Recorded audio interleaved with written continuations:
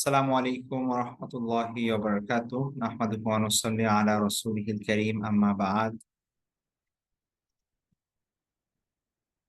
আলহামদুলিল্লাহ, আমরা আমাদের 50% কোরআনিক আরবিক ও আসমাউল হুসনা কোর্সের আজকে 13তম সেশনে জয়েন করেছি। আমরা এই মুহূর্তে আমাদের যে সালাত অনুধাবনের যে পার্ট, সেই বিষয়গুলো আমরা পড়ছিলাম এবং গত ক্লাসে আমরা 4টা সূরা দেখেছি। আজকে ইনশাআল্লাহ আরো 4টা সূরা পড়ব। আপনাদেরকে গত ক্লাসে কিছু শব্দ দেওয়া হয়েছিল, আশা করি সেগুলো মুখস্থ করেছেন। তো আমরা সেই শব্দগুলো আজকে আমাদের দরকার হবে ইনশাল্লাহ। আমরা আজকে সূরা মাসাদ বা লাহাব থেকে নিয়ে শেষ পর্যন্ত, অর্থাৎ সূরা লাহাব, সূরা ইখলাস, ফালাক এবং নাস, এই 4টা সূরা পড়বো ইনশাল্লাহ। তারপরে আসমাউল হুসনা, যে কিছু আল্লাহ সুবহানাহু ওয়া তাআলার সুন্দর নাম সমূহ কিছু আমরা পড়বো সেখান থেকে। তো আমাদের, আমি আজকে লেকচার শিটটা প্রস্তুত করতে পারি নাই। সিয়া আপনাদেরকে আমি একটা ওয়েবসাইট থেকে পড়াই, তারপরে আমি সেটা পিডিএফ করে আপনাদেরকে দিয়ে দেবো ইনশাল্লাহ, লেকচার শিটের মতো করে। আচ্ছা, প্রথমত সূরা লাহাব বা মাসাদের মধ্যে যে শব্দগুলো আছে সেই শব্দগুলো এখানে দেওয়া আছে, আপনারা একটু দেখুন। তাব্বা, তাব্বা বা তাব্বাত, তারপরে হচ্ছে আহ মা আগনা, আগনা শব্দ, লাহাব, হাম্মালাতুন, হাতাবুন, জিদুন, মাসাদুন। এসব শব্দগুলো আপনাদের অলরেডি গিয়েছে, গত ক্লাসে দিয়ে দেওয়া হয়েছিল শব্দগুলো, সেগুলো আশা করি আপনারা পড়েছেন। তো আমরা সূরার মধ্যে চলে যাই। আউযু বিল্লাহি মিনাশ শাইতানির রাজিম, বিসমিল্লাহির রহমানির রহিম। তাব্বাত ইয়াদা আবি লাহাব, প্রথমে তাব্বাত ইয়াদা আবি লাহাবিম ওয়া তাব। তাহলে তাব্বাত ইয়াদা আবি লাহাবিম ওয়া তাব, এই যেই সূরাটা আমরা জানি সূরা মাসাদ বা লাহাব নামে পরিচিত। তো সেই সূরাটা একটা বিশেষ প্রেক্ষাপটে আল্লাহ সুবহানাহু ওয়া তাআলা নাযিল করেছিলেন। রাসূল সাল্লাল্লাহু আলাইহি ওয়াসাল্লামের চাচা ছিলেন আবু লাহাব, আমরা জানি ঘটনা। তো রাসূল সাল্লাল্লাহু আলাইহি ওয়াসাল্লাম যখন ইসলাম প্রচার শুরু করলেন প্রকাশ্যে, সেই সময় তার কাছের মানুষজন এবং বংশের মানুষদেরকে ডেকে নিয়ে তিনি আহ ইসলামের দাওয়াত দেওয়া শুরু করেন তাদের মাধ্যমেই। তো সর্বপ্রথম যে ব্যক্তি বিরোধিতা করে আল্লাহ রাসূল সাল্লাল্লাহু আলাইহি ওয়াসাল্লামের, সেই হচ্ছে আল্লাহ রাসূল সাল্লাল্লাহু আলাইহি ওয়াসাল্লামের চাচা আবু লাহাব। সে নানাভাবে রাসূল সাল্লাল্লাহু আলাইহি ওয়াসাল্লামকে কষ্ট দিত, রাসূল সাল্লাল্লাহু আলাইহি ওয়াসাল্লামের বিরোধিতা করত। এবং আবু লাহাবের একজন ওয়াইফ ছিল, সেও হচ্ছে রাসূল সাল্লাল্লাহু আলাইহি ওয়াসাল্লামের ঘোরতর শত্রু ছিল। বিভিন্ন ওয়েতে রাসূল সাল্লাল্লাহু আলাইহি ওয়াসাল্লামকে কষ্ট দেওয়ার চেষ্টা করতো ইত্যাদি, আমরা সেগুলো জানি। তো তার ব্যাপারে আল্লাহ সুবহানাহু ওয়া তাআলা এই সূরা, স্পেসিফিক এই সূরাটি নাযিল করেছেন। তার ব্যাপারে বলা হয়েছে, তার স্ত্রীর ব্যাপারে বলা হয়েছে। তো এখানে আপনাদেরকে যে শব্দ দেওয়া হয়েছিল, সেখানে একটা শব্দ ছিল, একটা মাসদার ছিল আত-তাবাউ। আত-তাবাউ মাসদার, মানে উৎস শব্দ, যার অর্থ হচ্ছে ধ্বংস হওয়া। সেখান থেকে এটা হচ্ছে দরবা প্যাটার্নে, মূল অক্ষর তা, বা, বা। ঠিক আছে, তা মূল অক্ষর হচ্ছে তা, বা এবং বা, এটা হচ্ছে মূল অক্ষর। তাই এখন যদি আপনি বা দরবা থেকে পড়েন, তাহলে এটা হবে তাবাবা ইয়াত বিবু, তাবাবা ইয়াত বিবু, দরবা ইয়াত রিবু, গফারা ইয়াগফিরু, এই প্যাটার্নে আর কি। হ্যাঁ, তাবাবা ইয়াত বিবু। তো আচ্ছা, একজন লিখেছেন পিডিএফ আর রেকর্ডিং দেওয়া হয় নাই, দেওয়া হয়েছে, আপনি চেক করে দেখবেন, দেওয়া হয়েছে। তাব্বা তাবাবা ইয়াত বিবু, এটা হওয়ার কথা ছিল। তো এখানে একই জাতীয় দুইটা হরফ আছে, দেখতে পাচ্ছেন দুইটা বা আছে, যার কারণে এটা একটা একটার মধ্যে ইদগাম হয়ে গিয়েছে, এটা হয়ে গেছে তাব্বা। ঠিক আছে, তাহলে তাবাবা, তাবাবু, তাবাবাত, তাবাবতা, তাবাবতুম, তাবাবতু, এরকম আর কি। তাবাবতু, তাবাবনা, এরকম ছিল আর কি। এটা হয়ে গিয়েছে তাব্বা। ঠিক আছে, তাব্বু, তাব্বাত। তো ওই যে তাবাবাত থেকে এটা হয়ে গিয়েছে তাব্বাত, আর তাবাবা হয়ে গিয়েছে তাব্বা। ঠিক আছে, এই হচ্ছে বিষয়। তো এটার অর্থ হচ্ছে ধ্বংস হওয়া আর কি। তাইলে এর শাব্দিক অর্থ হবে সে ধ্বংস হয়েছে। তাব্বা মানে তাবাবা, সে ধ্বংস হয়েছে। তো এটা অতীতবাচক শব্দ, ফেলে মাদি। কিন্তু ফেলে মাদি হলেও মূলত দোয়া করা বা বদদোয়া করার ক্ষেত্রে, যে কোনো ধরনের দোয়া করার ক্ষেত্রে অতীতকালের শব্দ দিয়ে করা হয় দোয়া। যেরকম ধরেন আমরা বলি সাল্লাল্লাহু আলাইহি ওয়াসাল্লাম, সাল্লাহ, এটা অতীতকালের শব্দ। সাল্লাহ মানে সে সালাত আদায় করেছে, অথবা সে দরুদ পড়েছে। ঠিক আছে, অথবা সে বা, আহ রহমত বর্ষণ করেছে। আপনি যখন বলবেন সাল্লাল্লাহু আলাইহি ওয়াসাল্লাম, মানে হচ্ছে আল্লাহ রহমত বর্ষণ করেছেন, শাব্দিক অর্থ। কিন্তু মূলত দুয়ার ক্ষেত্রে অতীতবাচক শব্দ হয়, এবং তখন অর্থ হয় হচ্ছে আল্লাহ তার উপর রহমত বর্ষণ করুন। ঠিক আছে, তো যদিও এখানে শাব্দিক অর্থ হচ্ছে তাব্বা মানে সে ধ্বংস হয়েছে, কিন্তু দোয়া বা বদদোয়ার ক্ষেত্রে এটার অর্থ হবে আল্লাহ তাকে ধ্বংস করুন বা সে ধ্বংস হোক। ঠিক আছে, এরকম আর কি। তাহলে তাব্বাত, ধ্বংস হয়েছে বা ধ্বংস হোক। ইয়াদা, ইয়াদা মানে হচ্ছে দুই হাত, ইয়াদুন মানে হাত, আর ইয়াদা মানে দুই হাত। ইয়াদা আবি লাহাব, আবু লাহাবের দুই হাত ধ্বংস হোক। ওয়াতাব্বা, এবং সে ধ্বংস হোক। তাব্বা মানে সে নিজে, আবু লাহাব। ঠিক আছে, তাব্বা মানে সে ধ্বংস হোক, আবু লাহাব ধ্বংস হোক। আর তাব্বাত ইয়াদা আবি লাহাব মানে আবু লাহাবের দুই হাত ধ্বংস হোক। তাহলে তাব্বাত ইয়াদা আবি লাহাব, আবু লাহাবের দুই হাত ধ্বংস হোক। ওয়াতাব্বা, এবং সে নিজে ধ্বংস হোক। মা আগনা, মা শব্দের অর্থ হচ্ছে না, নট। আগনা, মূলত আগনা মানে হচ্ছে কাজে আসা, অতীতবাচক শব্দ। মা আগনা, কোনো কাজে আসে নাই, কোনো কাজে আসলো না। কি কাজে আসলো না? মা লুহু, তার সম্পদ। মা লুহু মানে তার সম্পদ। আনহু, তার পক্ষে। তার পক্ষে কোনো কাজে আসলো না তার সম্পদ। আর কি কাজে আসলো না? ওয়ামা, এবং যা কাসাবা, সে উপার্জন করেছে। কাসাবা, আল কাসবু শব্দের অর্থ হচ্ছে উপার্জন করা, বা দরবা থেকে কাসাবা ইয়াকসিবু। ঠিক আছে, তাহলে কাসাবা ইয়াকসিবু মানে হচ্ছে উপার্জন করা। তাহলে কাসাবা মানে হচ্ছে সে উপার্জন করেছে। মা কাসাবা, যা সে উপার্জন করেছে। তাহলে মা আগনা, কাজে আসে নাই, কাজে আসলো না। আনহু, তার পক্ষে। মালুহু, তার সম্পদ। ওয়ামা কাসাবা, এবং যা সে উপার্জন করেছে। তাহলে আবুল আহাবের কোনো সম্পদ এবং যা সে সারা জীবন ধরে উপার্জন করেছে, এগুলো কোনো কিছুই কাজে আসলো না। আবুল আহাব মূলত একজন, বনু হাশেমের বৈশিষ্ট্য ছিল এরা খুব অভিজাত ছিল, হ্যাঁ। কিন্তু সম্পদের দিক থেকে এরা খুব বেশি যে মক্কার সব থেকে ধনী ছিল, ব্যাপারটা এরকম না। ঠিক আছে, মক্কায় তাদের থেকে ধনী এবং মানে অর্থবিত্তের দিক থেকে প্রভাবশালী অন্যান্য আরো গোত্র ছিল। কিন্তু বংশমর্যাদা এবং সম্মানের দিক থেকে বনু হাসেম সবার উপরে ছিল। তো বনু হাসেমের মধ্যে এক্সেপশনাল ছিল হচ্ছে আবুল আহাব, যে সম্পদের দিক থেকেও অনেক ইয়া ছিল। সে সব সম্পদ জমায় রাখতো, কাউকে দিত না, কৃপণ ধরনের ছিল আর কি। এবং সে সেই সম্পদ জমায় রাখতো। তো এটা কোনো খরচ করতো না, মানুষকে দিত না, কোনো কেউ প্রয়োজন পড়লেও তাকে হেল্প করতো না। তো এই হচ্ছে আবুল আহাবের বৈশিষ্ট্য ছিল। তো আল্লাহ সুবহানাহু ওয়া তাআলা বলছেন যে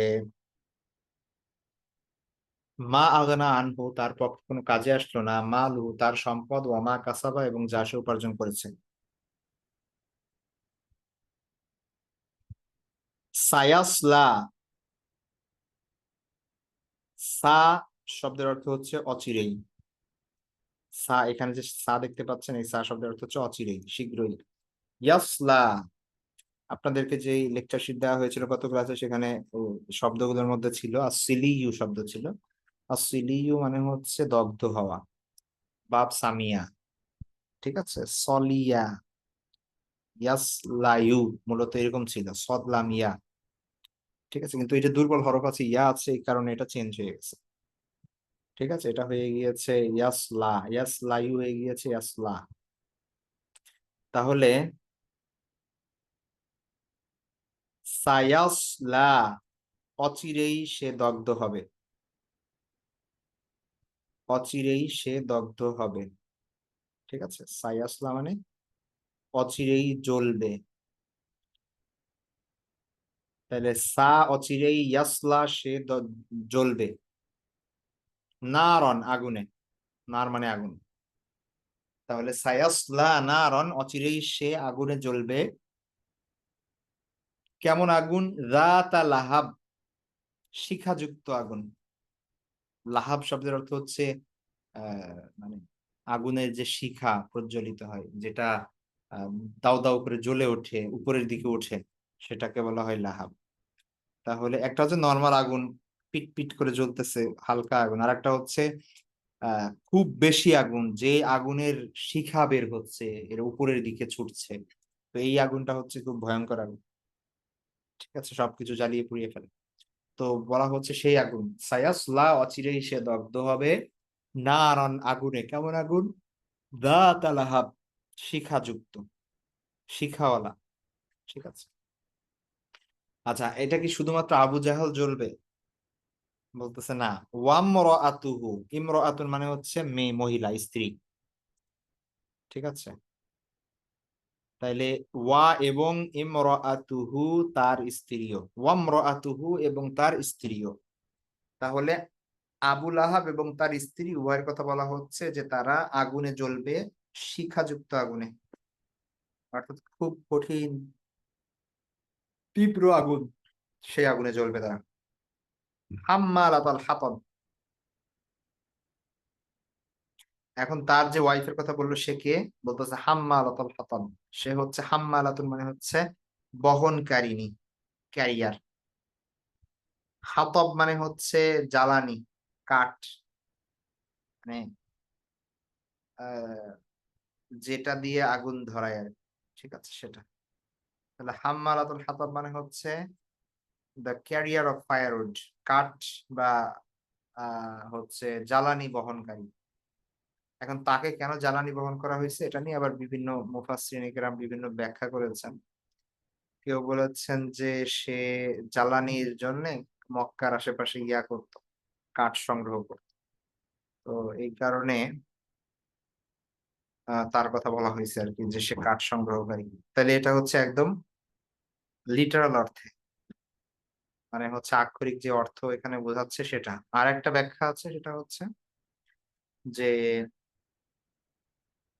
এই যে মহিলা, সে হচ্ছে তার স্বভাব ছিল, সে মানুষের মধ্যে ঝগড়া লাগিয়ে বেরোতো, জগলখড়ি করতো, এর কথা ওকে বলতো, ওর কথা ওকে বলতো, মানুষের মধ্যে শত্রুতা উস্কে দিত।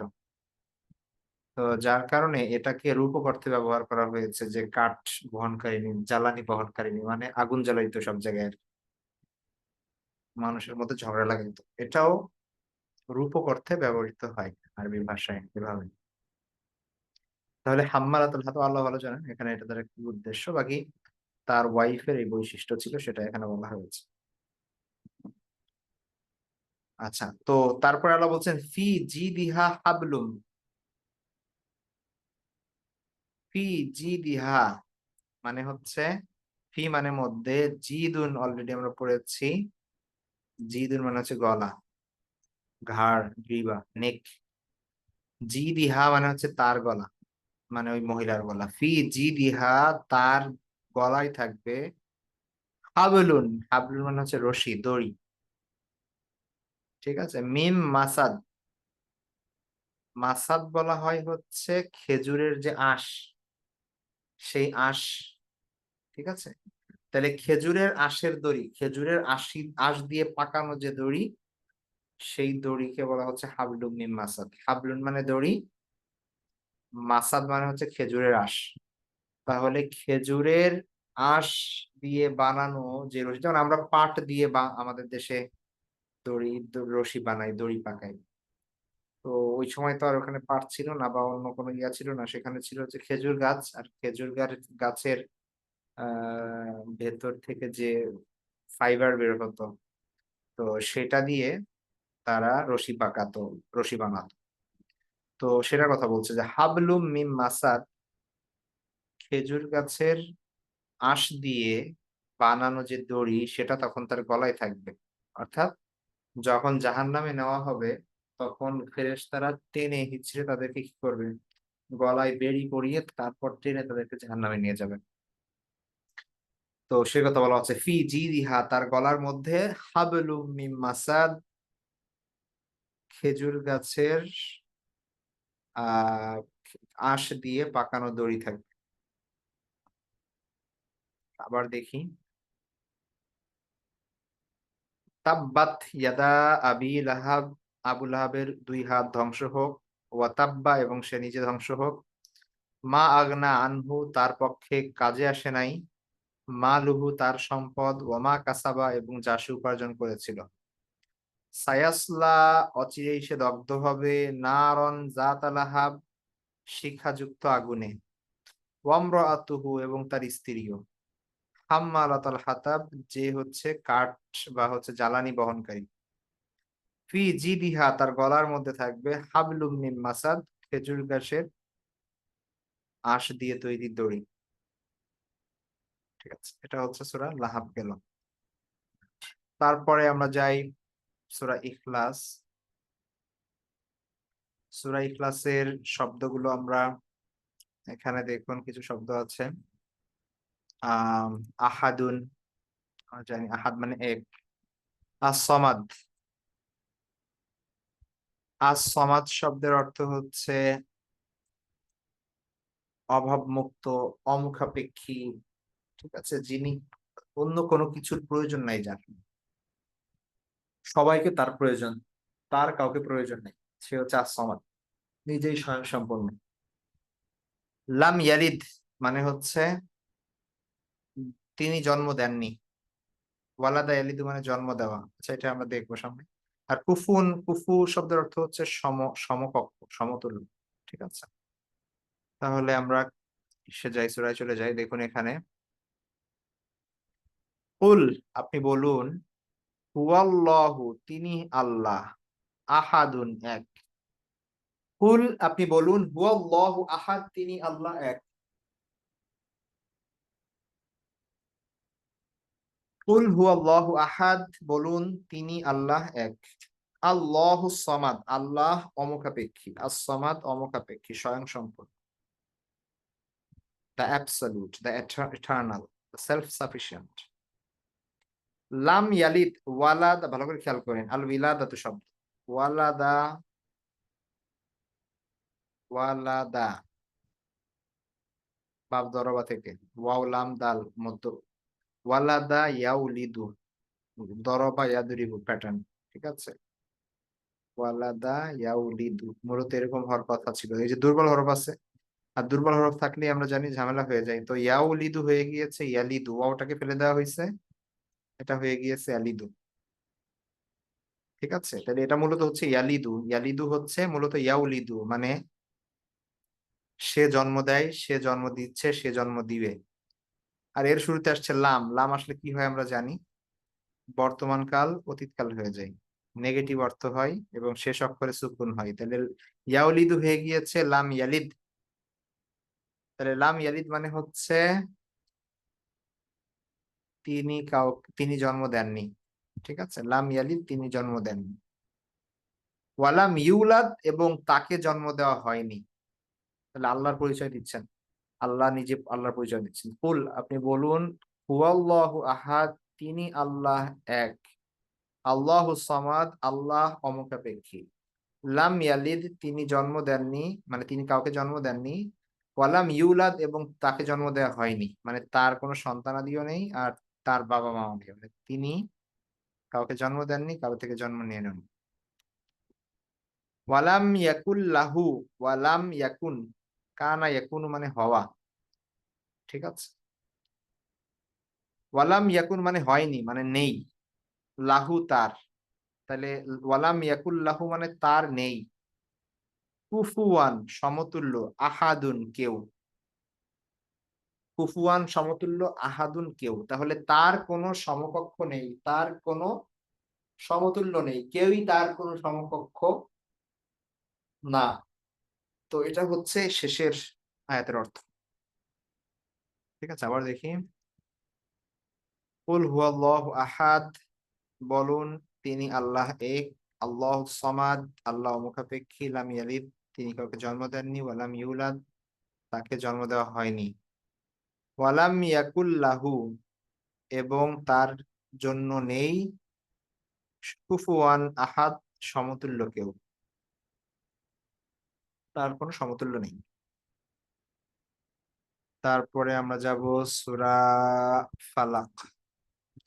সূরা ফালাকের শব্দগুলো, আউযু আমরা অলরেডি জানি। ফালাক শব্দের অর্থ হচ্ছে ভোর, উষা, প্রভাত, মানে সকালবেলা, ভোর, খুব সকালটা হচ্ছে ফালাক। গাসিকুন, গাসিকুন মানে হচ্ছে অন্ধকার, রাতের অন্ধকার। ওয়াকাবা, ওয়াকাবা শব্দের অর্থ হচ্ছে মানে আচ্ছন্ন করে নেওয়া। নাফফাসাতিন, নাফফাসাতিন হচ্ছে নাফফাসাতুনের বহুবচন। নাফফাসাতুন মানে হচ্ছে ফু দেয় যে, ফুৎকারকারিণী, ঠিক আছে, দেয় যে সে, এমন মহিলা। উকদ, উকদ শব্দের অর্থ হচ্ছে গিরা, ঠিক আছে, উকদ শব্দের অর্থ হচ্ছে গিরা। আচ্ছা, আমরা সূরার মধ্যে চলে যাই। দেখুন, বিসমিল্লাহির রহমানির রহিম। কুল আউযু বিরাব্বিল ফালাক, কুল আপনি বলুন, আউযু আমি আশ্রয় চাই, বিরাব্বিল ফালাক প্রভাতের স্রষ্টার কাছে, প্রভাতের রবের নিকট, প্রভাতের প্রতিপালকের নিকট। তাহলে রব্বুল ফালাক মানে প্রভাতের, ভোরের রব, ঠিক আছে। তাহলে কুল বলুন, আউযু আমি আশ্রয় চাই, বিরাব্বিল ফালাক ভোরের রবের নিকট, প্রভাতের রবের নিকট। এখন আশ্রয় চাই কিসের থেকে আশ্রয় চাই? আমরা যেমন আউযু বিল্লাহি মিনাশ শাইতানির রাজিম বলি, তাহলে মিনাশ শাইতানির রাজিম মানে বিতাড়িত বা অভিশপ্ত শয়তান হতে আশ্রয় প্রার্থনা করতে। এইখানে আমি আশ্রয় চাই কি থেকে? এই সবগুলো সেগুলো বলতেছে কি কি থেকে আমরা আশ্রয় চাই। এক নাম্বার, মিন, থেকে। মিন শব্দের অর্থ হচ্ছে থেকে, ঠিক আছে, মিন মানে থেকে। তাহলে মিন শাররি, শাররুন শব্দের অর্থ অনিষ্ট, অনিষ্ট। মা খলাক, যা তিনি সৃষ্টি করেছেন, মা খলাক যা তিনি সৃষ্টি করেছেন। তাহলে মিং শাররি মা খলাক, যা তিনি সৃষ্টি করেছেন তার অনিষ্ট থেকে আমি প্রভাতের স্রষ্টার নিকট আশ্রয় চাই, ঠিক আছে, আমি ভোরের রবের নিকট আশ্রয় চাই, যা তিনি সৃষ্টি করেছেন এই সব কিছুর অনিষ্টতা থেকে। তাহলে আল্লাহ সৃষ্টিতে সবকিছুই, তো এই সব কিছুর, দুনিয়ার যা কিছু আছে সবকিছুর যদি কোনো অনিষ্টতা থাকে সেগুলো থেকে আল্লাহর কাছে আশ্রয় চাই। তারপরে ওয়ামিং শাররি, এবং ওয়ামিন এবং থেকে, শাররি অনিষ্টতা, আর কি থেকে বলতেছে? ওয়ামিন শাররি, দেখুন, ওয়ামিন শাররি এবং অনিষ্টতা থেকে, গাসিকিন রাতের অন্ধকার, রাতের অন্ধকারের অনিষ্টতা থেকে, ইদা ওয়াকাবা যখন তা গভীর হয়, যখন তা ছড়িয়ে পড়ে, যখন তা বিস্তৃত হয়, অন্ধকার আস্তে আস্তে ছেয়ে নেয় সব দিককে। তো বলতেছে রাতের অন্ধকার থেকে, রাতের অন্ধকারে যে অনিষ্টতা আছে সেটা থেকে আশ্রয় প্রার্থনা করছি যখন তা ছড়িয়ে পড়ে, বিস্তৃত হয়, গভীর হয়। ওয়ামিং শাররি, এবং আরো কি থেকে? ওয়ামিন এবং থেকে, শাররি, শাররি মানে হচ্ছে অনিষ্ট। আর নাফফাসাতি ফিল উকদ, নাফফাসাত মানে হচ্ছে ফুৎকারকারিনীদের অনিষ্টতা থেকে। এখন কোথায় ফুদায়রা ফিল উকাদ গিটের মধ্যে। মানে এটা হচ্ছে জাদুকরদের কথা বলা হচ্ছে। সেই সময় জাদুকারী মহিলা থাকতো। এরা বিভিন্ন মানে ব্লাক ম্যাজিক করতো, কালো জাদু করতো। আ গিরা দিত, বিভিন্ন ভাবে গিরা দিয়ে সেখানে ফু দিয়ে তারপরে সেখানে গিরা দিত। এটা একটা পদ্ধতি ছিল সে সময় ব্লাক ম্যাজিক বা কালো জাদু করার। তো সেটা থেকে আশ্রয় প্রার্থনা করার কথা বলা হচ্ছে এখানে। ওয়ামিন শাররি এবং আমি আশ্রয় প্রার্থনা করছি মিন থেকে শাররি অনিষ্টতা আর নাফাসাতি ফিল উকাদ গিরার মধ্যে ফুৎকারকারিনীদের। ফুৎকারকারিনীদের অনিষ্ট হতে আশ্রয় প্রার্থনা করছি। এবং সর্বশেষ আরেকটা আছে, সেটা হচ্ছে ওয়ামিন শাররি হাসিদিন ইদা হাসাদ। ওয়ামিন এবং থেকে শাররি অনিষ্টতা থেকে। কার অনিষ্টতা? হাসিদিন হিংসুক। হিংসুকের অনিষ্ট হতে। ইদা হাসাদা যখন সে হিংসা করে। হাসাদা মানে সে হিংসা করলো। তাহলে ইদা হাসাদা যখন সে হিংসা করে, সেই হাসিদিন হিংসুকের অনিষ্ট হতে আমি আশ্রয় প্রার্থনা করছি। তাহলে এখানে ৪টা জিনিস থেকে আশ্রয় প্রার্থনা করা হচ্ছে আল্লাহ সুবহানাহু ওয়া তাআলার কাছে। ঠিক আছে? আবার দেখি শুরু থেকে ৪টা জিনিস। ১ নাম্বার হচ্ছে, আচ্ছা শুরুতে বলা হচ্ছে যে আউযু বিরব্বিল ফালাক। ভোরের রবের নিকট আশ্রয় প্রার্থনা করছি। কি থেকে? ১ নাম্বার মিন শাররি মা খালাক। তিনি যা সৃষ্টি করেছেন এই সব কিছুর অনিষ্ট হতে। ২ নাম্বার ওয়ামিন শাররি গাসিকিন ইযা ওয়াকাব। রাতের অন্ধকারের অনিষ্টতা হতে, যখন তা বিস্তৃত হয়, যখন রাতের অন্ধকার ছড়িয়ে পড়ে, গভীর হয়।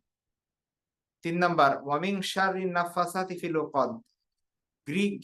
গিট বা গ্রন্থিতে ফুৎকারকারিনীদের অনিষ্টতা হতে।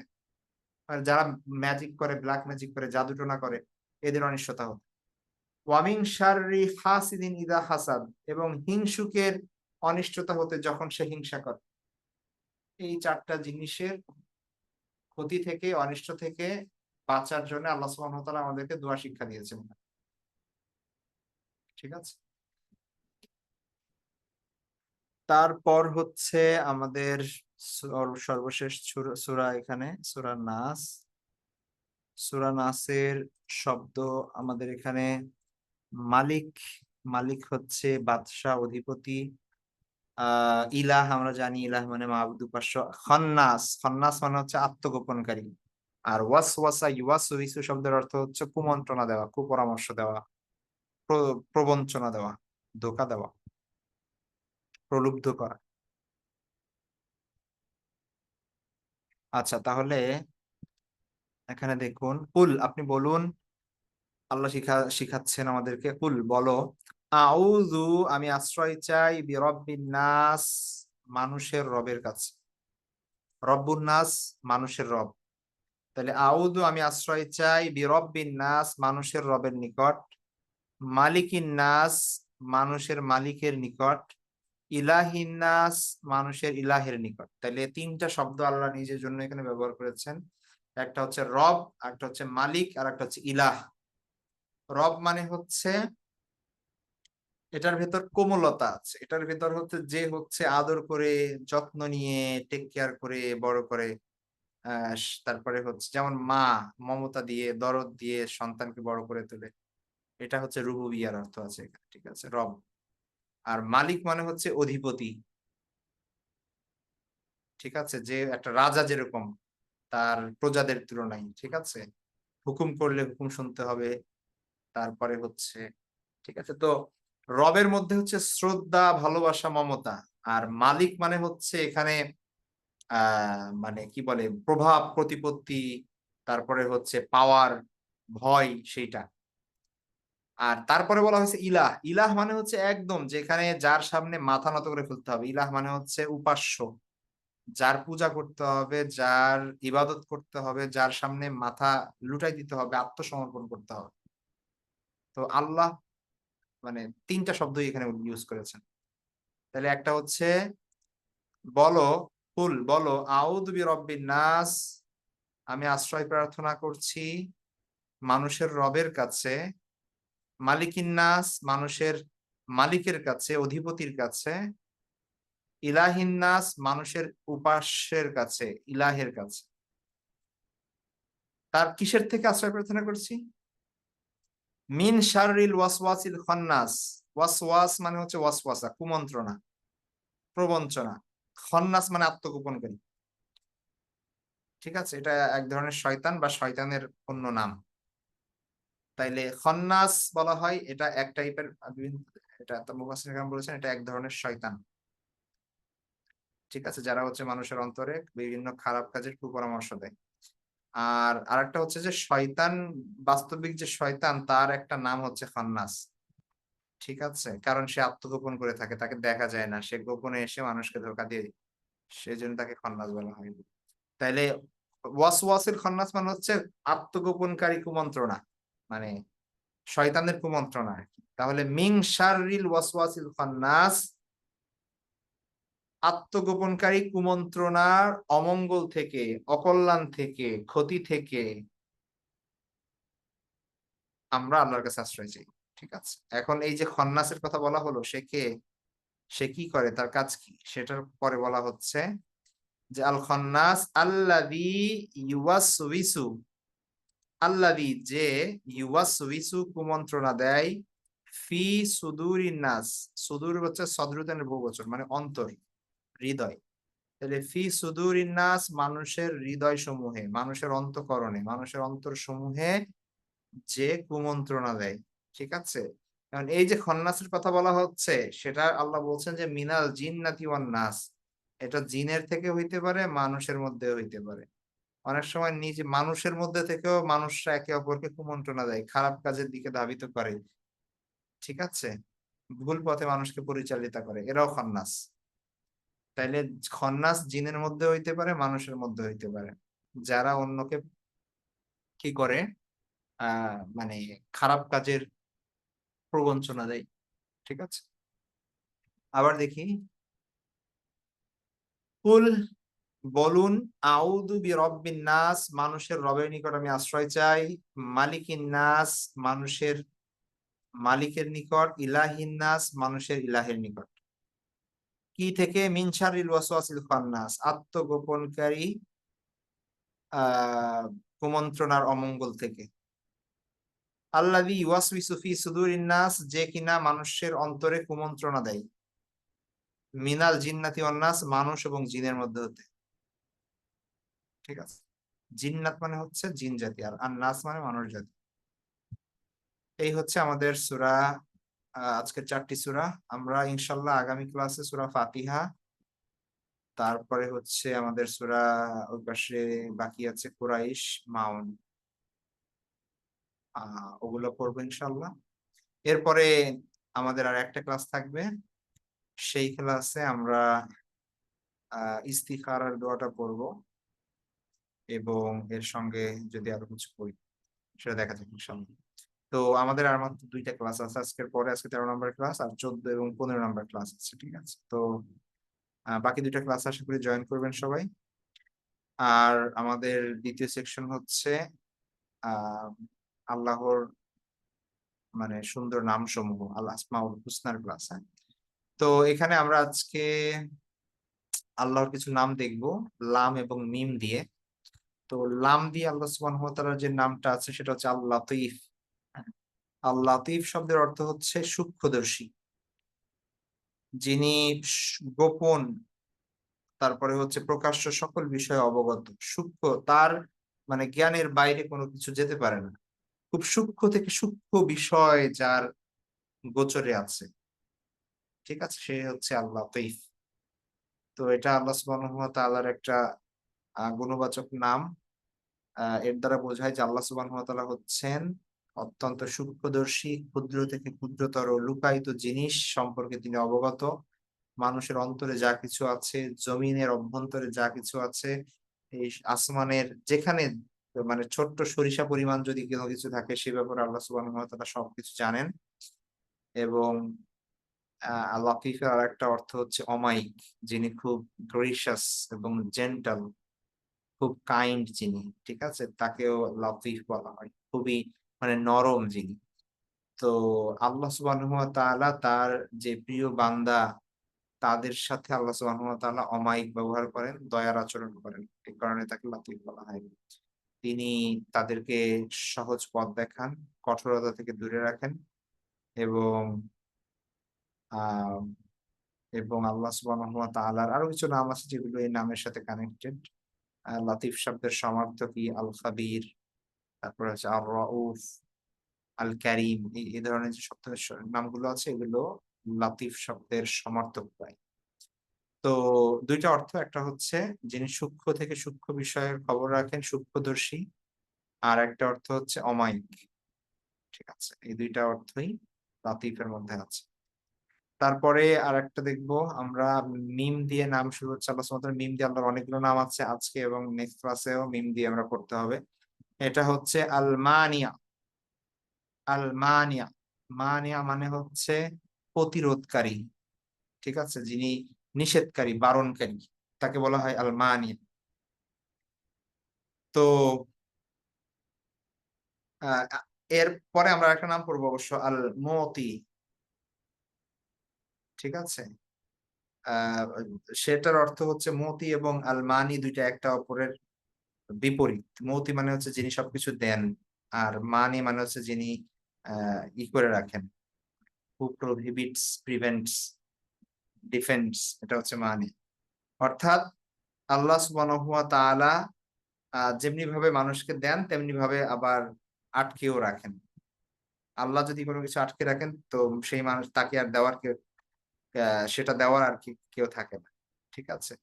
তো আল্লাহ সুবহানাহু ওয়া তাআলাই মানুষকে যেভাবে বিপদ-আপদ থেকে বাঁচিয়ে রাখেন, বিপদ-আপদ প্রতিরোধ করেন, বিপদ-আপদ থেকে রক্ষা করেন, বিপদ-আপদ আসতে বারণ করেন, তেমনি ভাবে আবার অনেক সময় আল্লাহ সুবহানাহু ওয়া তাআলা মানুষের কাছে যেই কল্যাণ বা যেই উপকারিতা, সেই জিনিসগুলো আসতে বারণ করেন তাদের গুনাহের কারণে এবং বিভিন্ন তাদের কৃতকর্মের কারণে। ঠিক আছে?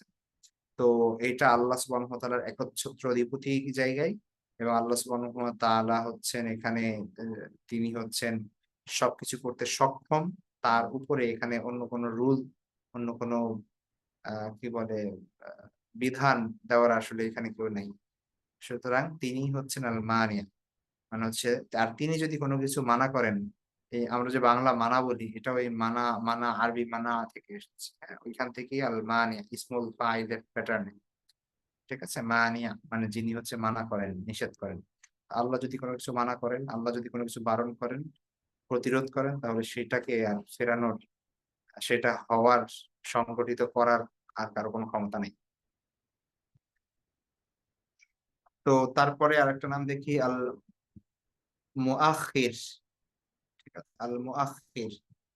তো আল মুআখির শব্দ, আ এইটার সাথে আরেকটা শব্দের মিল আছে, সেটা হচ্ছে আল মুকাদ্দিম। মুকাদ্দিম মানে হচ্ছে, এটা আমরা সামনে পড়বো যেহেতু মিমের পরে কফ, ওটা পরে আসবে। মুআখির হচ্ছে যে মূলত যিনি বিলম্বকারী, বিলম্ব করেন। ঠিক আছে? ডিলে করেন যিনি, তিনি হচ্ছেন আল মুআখির। তো আল্লাহ সুবহানাহু ওয়া তাআলা তার হিকমত অনুসারে কাউকে আগে দান করেন, কাউকে পরে দান করেন। কোন জিনিস আমি চাচ্ছি কিন্তু আল্লাহ দিচ্ছেন না, দেরি করছেন। ঠিক আছে? তো এই দিক থেকেও মুআখির নামটা হতে পারে। আবার মুআখিরের আরেকটা অর্থ হচ্ছে অবকাশ দানকারী। যিনি কি করেন? ডিলে করেন। যেমন ধরেন একটা মানুষ গুনাহ করতেছে, আল্লাহ সুবহানাহু ওয়া তাআলা সাথে, সাথে তাকে ধ্বংস করে দেন না। আল্লাহ ডিলে করেন, আল্লাহ বিলম্ব করেন, সুযোগ দেন, অবকাশ দেন। এই অর্থেও মুআখির আসতে পারে। ঠিক আছে? তো এইটা আল্লাহ সুবহানাহু, এই নামের মাধ্যমে আমরা বুঝতে পারি যে আল্লাহ সুবহানাহু ওয়া তাআলা আ তিনি যেমনিভাবে আ মানে তার দয়া এবং তার করুণা মানুষের প্রতি এবং সৃষ্টিজীবের প্রতি, সেটা আমরা বুঝতে পারি এই নামের থেকে। যে এমন কোন যদি নিয়ম থাকতো যে আল্লাহর মানে আল্লাহর অবাধ্য হয়েছে তো সে সাথে, সাথে ধ্বংস হয়ে গিয়েছে। ঠিক আছে? এরকম হতে পারত কিন্তু সেইটা এখানে হয় নাই। তো এখানে আল্লাহ সুবহানাহু ওয়া তাআলা দেরি করছেন, অবকাশ দিচ্ছেন। তিনি এখানে মুআখির, বিলম্ব করছেন। এটা আল্লাহ সুবহানাহু ওয়া তাআলার অশেষ করুণা। ঠিক আছে? তো এটা হচ্ছে এই মুআখির শব্দের অর্থ।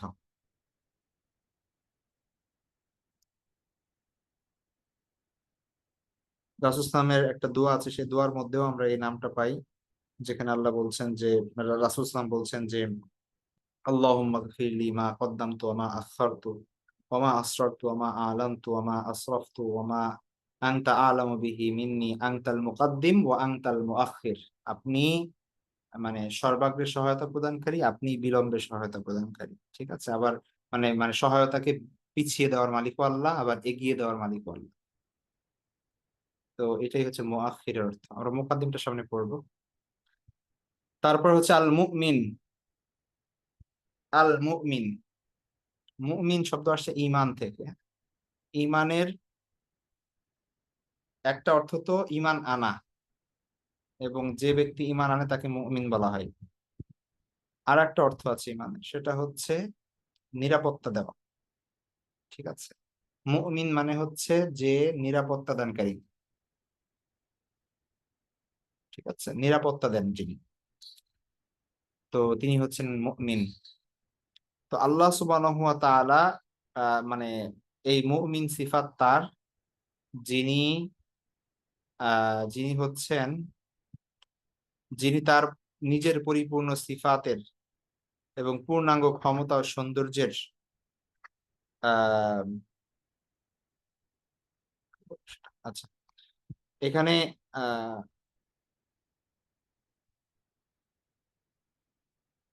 একটা সূরা হাসরের যে আয়াতটা এখানে উল্লেখ করা হয়েছে, আপনারা দেখতে পাচ্ছেন যে 23 নম্বর আয়াত। আমরা জানি সবাই, হুয়াল্লাহুল্লাযী লা ইলাহা ইল্লা হুয়াল মালিকুল কুদ্দুসুল সালামুল মুমিনুল মুহাইমিনুল আজিজুল জাব্বার। তাহলে এখানে আল মুমিন, আল্লাহ সুবহানাহু ওয়া তাআলার এই নাম এখানে উল্লেখ করা হয়েছে, যে আল মুমিন, আল মুহাইমিন, আল আজিজ, আল জাব্বার।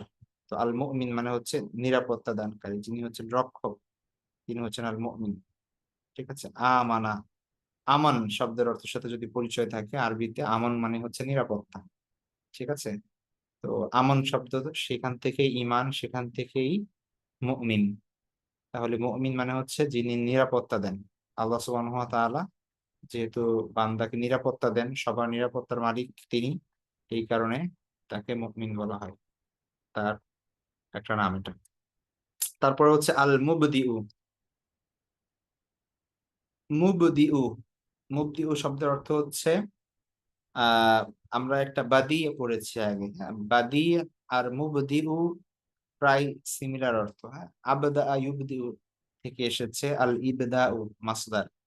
এর অর্থ হচ্ছে যিনি সৃষ্টির সূচনাকারী, যিনি, ঠিক আছে, প্রথম সৃষ্টিকারী, প্রথম প্রবর্তক যেটা, ঠিক আছে, সেটা হচ্ছে, তাকে বলা হয় আল মুবদি। প্রথমবার সৃষ্টি করা, যিনি কোনো ধরনের নমুনা ছাড়া, আহ কারো দেখানো পথ ছাড়া তিনি প্রথমেই সৃষ্টি করেছেন, উদ্ভাবন করেছেন, তিনি হচ্ছেন আল মুবদি। তো আল্লাহ সুবহানাহু ওয়া তাআলার কোরআনে বলেন যে হুয়া হুয়াল্লাযী ইয়াবদাউল খালকা সুম্মা ইউঈদুহু, যে আল্লাহ সুবহানাহু ওয়া তাআলাই সৃষ্টির সূচনা করেন এবং তিনি এর পুনরাবৃত্তি করেন। ঠিক আছে? তো এটা হচ্ছে আল মুবদি। তারপরে আল মুতাকাব্বির। মুতাকাব্বির হচ্ছে তাকাব্বুর থেকে, তাকাব্বুর মানে হচ্ছে অহংকার করা, আর তাইলে মুতাকাব্বির অর্থ হচ্ছে অহংকারী মূলত।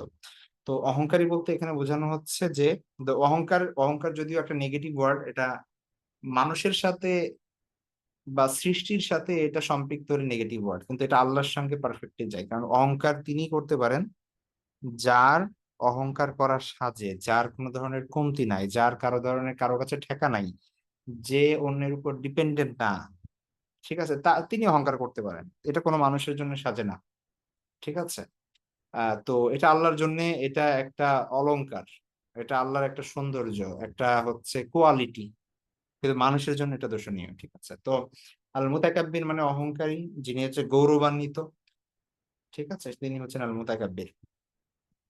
তো আল্লাহ সুবহানাহু ওয়া তাআলা বলেছেন সূরা হাশরের সেই আয়াতের মধ্যে আমরা দেখি যে হুয়াল মালিকুল কুদ্দুসুস সালামুল মুমিনুল মুহাইমিনুল আজিজুল জাব্বারুল মুতাকাব্বির। ঠিক আছে? অতি অতি মহিমান্বিত যিনি, তা অহংকারী, গৌরবান্বিত। অর্থাৎ মুতাকাব্বির হলেন তিনি, যিনি সকল গৌরব যার, সকল শ্রেষ্ঠত্ব যার, সকল অহংকার যার, এবং কারণ হচ্ছে তিনি সকল দোষ ত্রুটি কমতি ভুল ভ্রান্তি থেকে মুক্ত, এগুলো সকল সকল ধরনের লিমিটেশনের ঊর্ধ্বে তিনি। এই কারণে হচ্ছে তিনি আল মুতাকাব্বির, এটা অন্য কোনো মানুষ হতে পারে না, মানে কোনো মানুষ বা কোনো সৃষ্টি এই গুণ অর্জন করতে পারবে না। তারপর হচ্ছে আল মাতিন।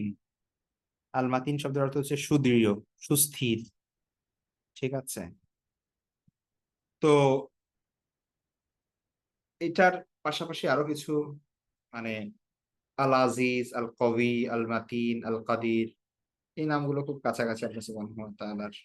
ঠিক আছে, যেগুলো মূলত আল্লাহ সুবহানাহু ওয়া তাআলার শক্তি, আল্লাহ সুবহানাহু ওয়া তাআলার সামর্থ্য, আল্লাহ সুবহানাহু ওয়া তাআলার ক্ষমতা, সেই জিনিসগুলো মূলত বোঝায়। ঠিক আছে, তো মাতিন শব্দের অর্থ হচ্ছে সুদৃঢ়, সুস্থির, সৃষ্টির সকল, মানে সৃষ্টির উপর যার ক্ষমতা এবং প্রভাব সর্বজনীন। ঠিক আছে, তিনি হচ্ছেন, এবং তার শক্তির উপর, তার ক্ষমতার উপর যিনি সুদৃঢ়। এখানে এমন না যে আমরা আজকে ক্ষমতা থাকলে আগামীকাল থাকে না, বা এরকম কোনো কিছু না। আল্লাহ সুবহানাহু ওয়া তাআলা যে সর্বশক্তিমান এবং শক্তিশালী, এবং এটার উপরই তিনি সুদৃঢ় এবং সুস্থির, এখান থেকে তার এই সামান্যতম কখনো কোনো কমতি হয় না এটার। ঠিক আছে,